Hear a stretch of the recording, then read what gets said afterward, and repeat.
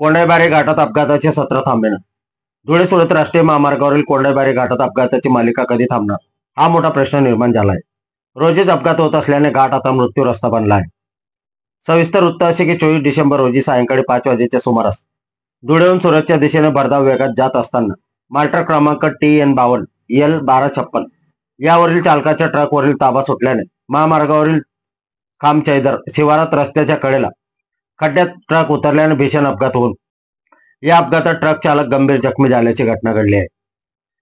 अपघातानंतर ट्रक चालक हा कॅबिनमध्ये अडकला होता.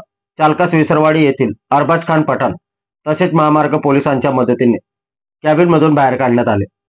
108 रुग्णवाहिकेवरील डॉक्टर अमोल मावची व पायलट मानसिंग गावित यांच्या मदतीने विसरवाडी ग्रामीण रुग्णालय येथे उपचारासाठी दाखल करण्यात आले आहे. मालट्रकचे मोठ्या प्रमाणात नुकसान झाले आहे. आपल्या परिवर्तन 24 न्यूज साठी योगेश खैरनार, नंदुरबार जिल्हा ग्रामीण प्रतिनिधी.